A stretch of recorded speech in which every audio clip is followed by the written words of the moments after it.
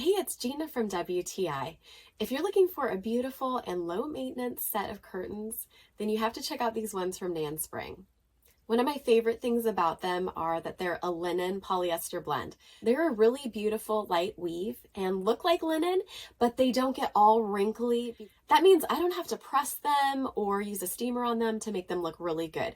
Basically, you can just hang them straight out of the bag and they look amazing. My husband was getting sick of all the light neutral colors that I've been using in our bedroom, and he asked me to kind of mix it up with some darker colors. So when I saw these black curtains from Nanspring, I knew that they would be perfect. Because of the sheerness of them, it doesn't make it feel too heavy in the bedroom, and it goes well with the lighter colors that I have already, like our comforter.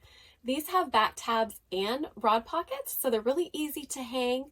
You could also choose to hang them with clips. These are partly sheer, so you do get some privacy, but as you can see, the light does come through pretty well. And again, I just really like how light and airy they are, and they look really good in our bedroom. These have been the perfect contrast to have in our bedroom. I love the fabric, how it feels, and how it looks, and that's my point of view.